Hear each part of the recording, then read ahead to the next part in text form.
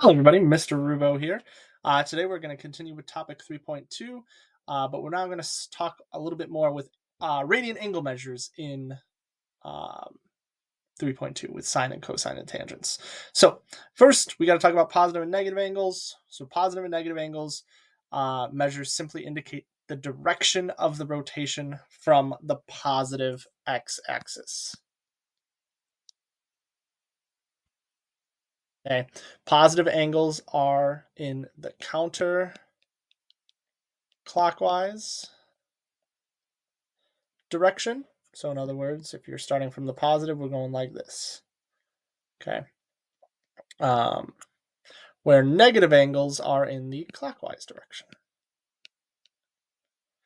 So you got that one, and then clockwise would mean like that, and that would be a negative angle. All right, since we're using coordinate plane to define angles, we can consider angles to have a periodic behavior. Angles in standard position that share a terminal ray differ by an integer number of revolutions. So in other words, if they end up in the same spot, we're going to kind of treat them the same way because they're periodic in nature.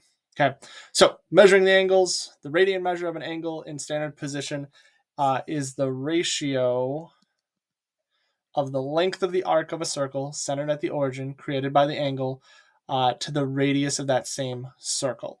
So this is why radians are better, because they actually have a mathematical basis of why they work, or like what the measurements are.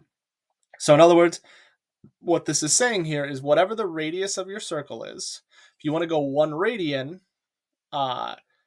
it's compared to the arc length compared to that radius. So if you want to have 1 radian, you would have your arc length be the same length as your radius. That's how 1 radian is created. All right.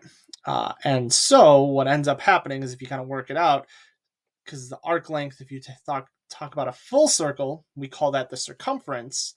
The circumference is this formula, 2 pi r. So then we can find the arc length by considering a ratio of a circle's circumference every time. So what this is kind of just saying is what we talked about a few videos ago, is you can think about a full circle being 2 pi, and then just think, okay, how much of a full circle have I gone? So here we have this angle, theta. It's created by a quarter of a circle with a radius of 4. So it wants us to find the measure of theta in radians. Okay, so the arc length is, well, the full circle is 2 pi times the radius, which the radius we said is 4, and we are going 1/4 of the way because it's a quarter of a circle. So this is the arc length. It's one way of figuring out when you have the fraction of the circle you're talking about. So this would mean we would end up going 2 pi, and then over the radius, which is 4, which means this is pi halves. You don't have to do this every time, but this is kind of like where radians come from, and that is why that's pi over 2. Okay. So now in example 2, they want us to find the measure of an angle formed by a third of a circle with radius 3 centered at the origin.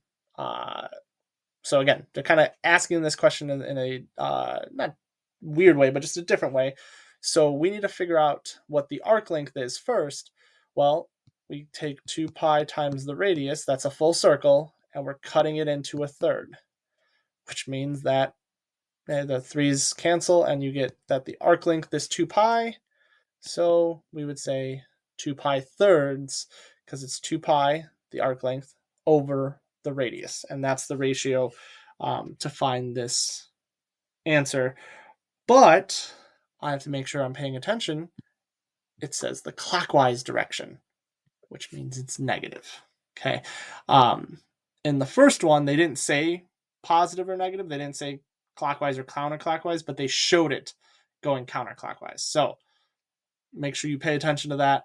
I almost missed it, but I did not. So there you go. Negative 2 pi thirds is our answer for this one.